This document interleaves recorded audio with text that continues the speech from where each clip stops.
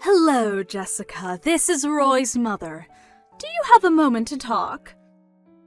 Oh, of course. What can I do for you? I thought it was about time we got together to have a discussion about Roy's estate. His estate? Don't you think it's a little bit too soon for that? It's only been a week since his funeral. Yes, I'm aware, but it's a discussion that we need to have, and the sooner the better. I'm not sure if Roy ever told you this, but he should have left a sizable amount of money to me. That boy was always good to me, and this was his final act of filial piety. I'm planning on using the money to have a pleasant and relaxing retired life. I see. So you were planning on your son's inheritance to finance your retirement. Also, Jessica, I think you should know that I have every intention to not allow one single penny of Roy's money go to you. What? You had to see this coming, dear. I heard about everything from Roy. The two of you were about to be divorced when he passed away. Am I right? Well, yes, I suppose we were. Well, then that settles it. What right could you possibly have over Roy's money? Roy is my son, and you're little more than a former roommate of his as far as I'm concerned. I will not let you have his estate. Did Roy happen to tell you the specific circumstances of our divorce, or did he leave that part out? Isn't it obvious? You were a complete failure as a wife. You used him for his money, and you never paid him any of the attention or affection he deserved as your husband. You may have cheated my son out of some of his hard-earned money while he was living, but I will not let you steal from him now. Is that so? And that's all I have to say. Now pack up your things and be out of that house by this evening. Seriously? I'm dead serious, Jessica. The house you are living in belonged to Roy. He built it with his own money, his name is on the title, and now that he's gone, that house belongs to me, his mother. There's no fighting this, Jessica. It's all written very clearly in his will. The house is mine.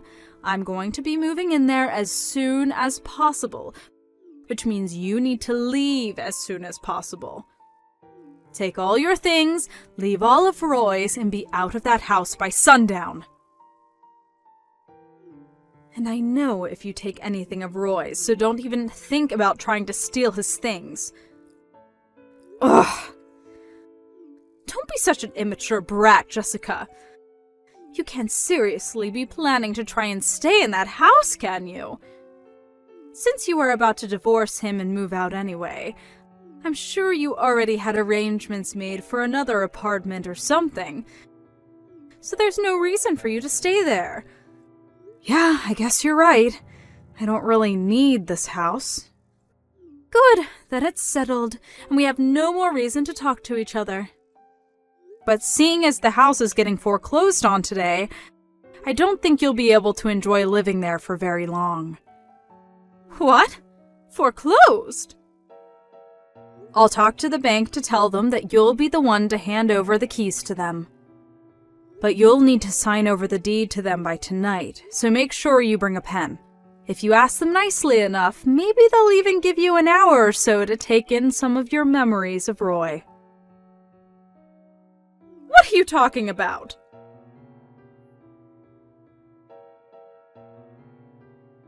Hi there, Jessica. Hope you're doing well tonight. Thanks again for everything you did with my brother's funeral. I really appreciate it. Hey there, Steph. Don't mention it. By the way, did you get over the fever you caught after the funeral was over? How are you feeling? Oh, that? Nah, I'm totally fine right now. I've been over that for days. I bet I just overexerted myself. I was already burning the candle at both ends with my work lately, and then in the middle of that I had to deal with my brother's funeral. Wow, It must have been a really hard time for you then. I'm glad you're doing better anyway. It wasn't too bad. I bet it was way harder on you than me. I know that a lot happened between you and my brother, but I want you to know how grateful I am that you gave him a proper funeral, even after all of that. It's no problem at all, Steph. And by the way, my main purpose for messaging you right now is because I heard that my mom has been pestering you with texts lately about my brother's estate. Is that true? Yeah, kinda. Is she actually still living in that house right now? Yes. Yes, she is. Unbelievable. I don't know what she's thinking. It's like she's completely oblivious to everything that's happened over the last few years and her part in it. My dad says it's like talking to a brick wall trying to talk sense into her these days. Oh boy, I wish there was a way I could help. Well, that's actually the second thing I wanted to talk to you about. I know this is sudden, but are you free at the moment? If possible, I'd like to meet with you in person. There's a number of things I'd like to talk to you about, including what to do next about my mom. Yeah, I'm totally free tonight. I'm staying at the hotel that's right next to the bus station downtown. If I recall correctly, your house isn't too far away from here, right? We could either meet at your house or my hotel's lobby, whichever is best for you. I'll go ahead and head over to your hotel. I remember where it is. Thanks. See you then.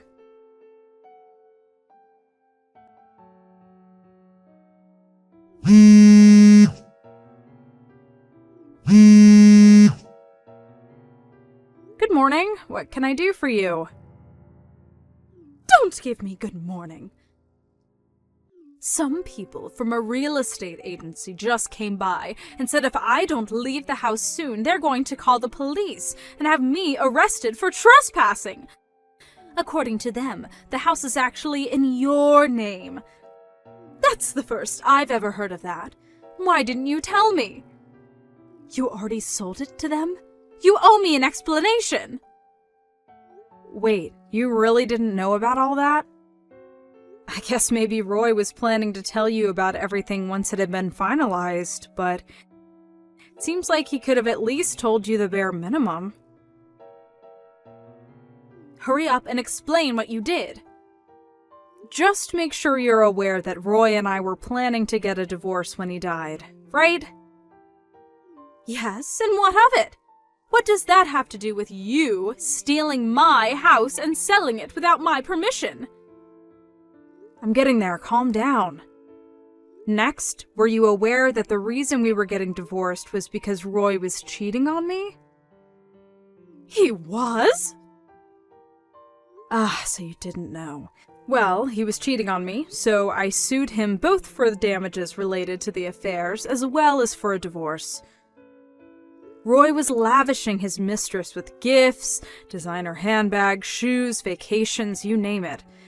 And in just the span of a year, our total savings declined from around $100,000 to just $1,000.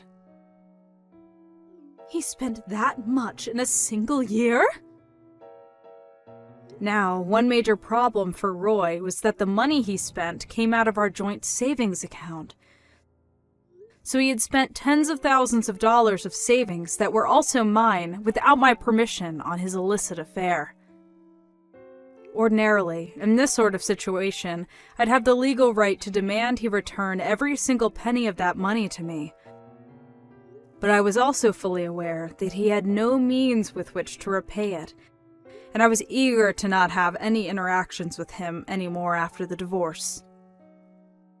So, our lawyers talked it over, and in the end the compromise we decided on was this.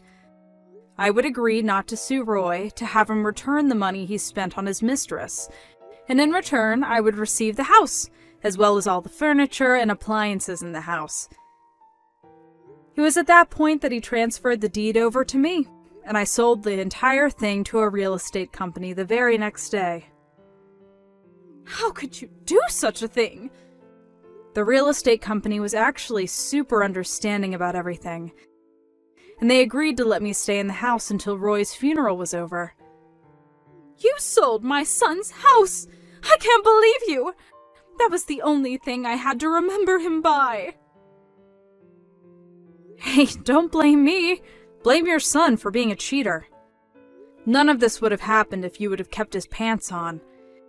If only he had not slept with that woman, we wouldn't be getting divorced, and he wouldn't have exhausted all of our savings on her.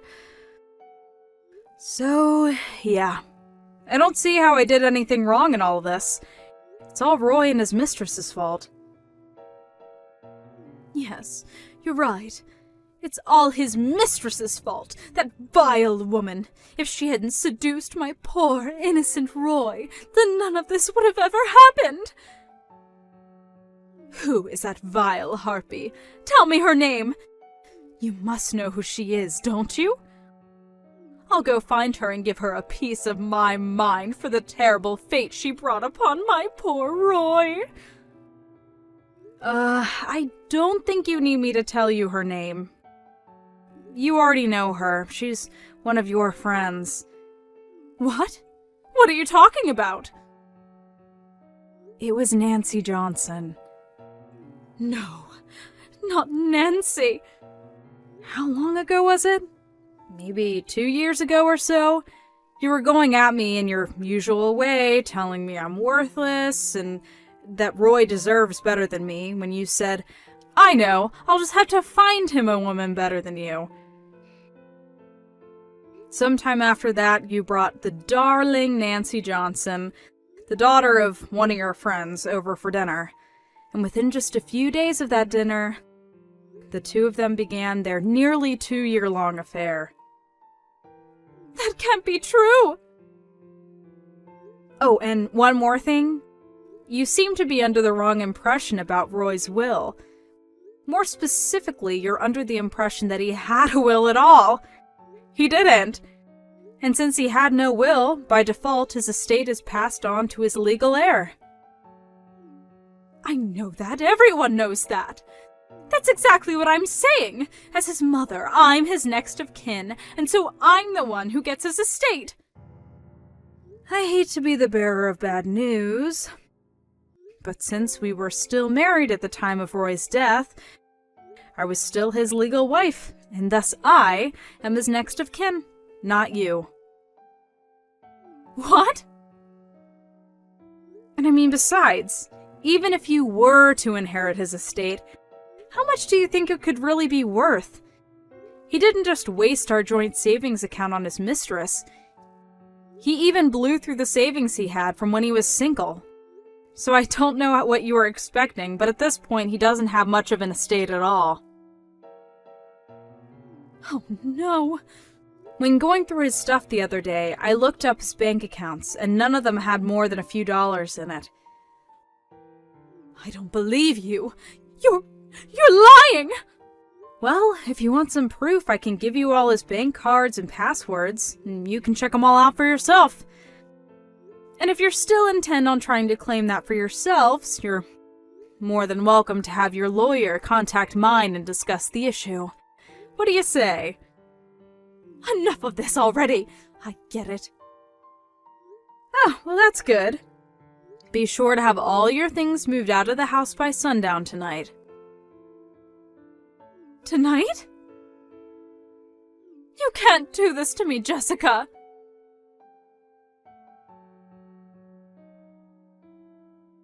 Jessica? Where are you?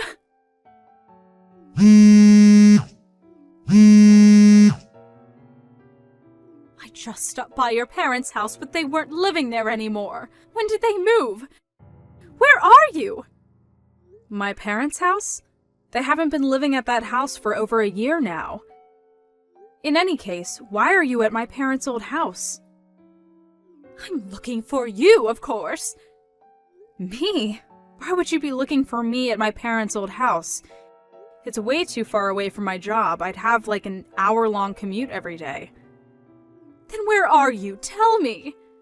I don't see any legitimate reason for you to need to know where I am right now. If you need anything from me, you can ask my lawyer. Just tell me where you are this instant. I mean it!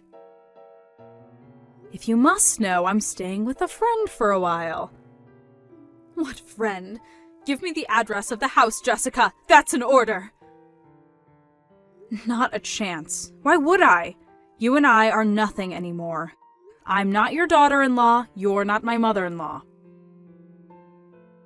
Nonsense. Of course you're still my daughter-in-law. Even if Roy has passed away, nothing changes the fact that you were married into this family, Jessica. I'm still your daughter-in-law, whether you like it or not. And as my daughter-in-law, it is your duty to provide me with the financial support.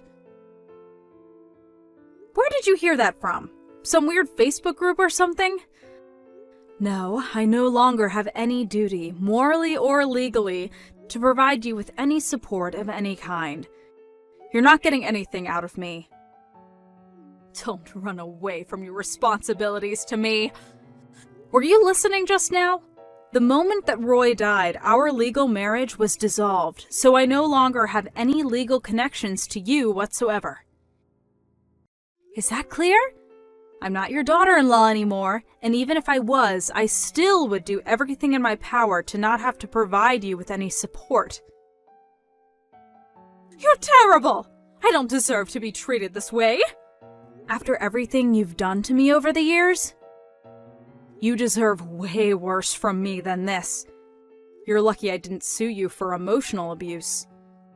So no, I'm not going to give you the address for my friend's house, who is even less of a connection to you than me. Now just leave me alone! I never want to speak to you again for the rest of my life. You can't abandon me.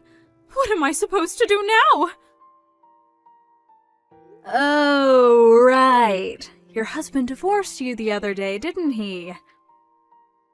How do you know that? I heard the whole thing from Steph. It was quite the story. I didn't even know about this at the time, but the night that Roy got into that car accident, he was on his way to see his mistress, Nancy, wasn't he? Your ex-husband found out about that. And he also found out that you were the one introducing the two of them. Boy, was he shocked to hear that. And the straw that broke the camel's back was when I let the two of them know that you introduced them in hopes that Roy would leave me and get married to her. Once he heard that, he couldn't take it anymore and filed for divorce the very same day. He kicked you out of the house. And when you tried crawling to Steph for help, she cut you out too. Aren't you in a predicament? But there was no way I could have predicted things would turn out like this. I'll give you that much. I wouldn't have seen it coming either if I was in your shoes. But then, if I was in your shoes, I don't think I'd be going around encouraging my son to have an affair, and also actively bringing him women to have affairs with. Please, Jessica, you have to help me. Why? Because I have nowhere else to go. My parents are long dead, and I have no siblings. Don't you remember your wedding vows? You promised to love my son, for better or worse, richer or poorer, in sickness and in health, right? Who cares about legal connections? You're my daughter-in-law. We're eternally bound through your marriage to Roy. I know we can get along well, you'll see. Did you forget the whole "till death do us part" bit? Or that you were the one who pushed Roy into his affair, which led to the ends of both our marriages as well as his life? Well, or that you were constantly verbally abusive to me throughout the entire time I've known you? Lucky for you, your son's good-for-nothing wife is officially out of your hair forever. Jessica, you have to give me a place to live. That's an order. No. Jessica? I'm blocking you. And if you ever try to contact me again, I'll get a restraining order put out on you. Jessica! Goodbye. Enjoy the rest of your life.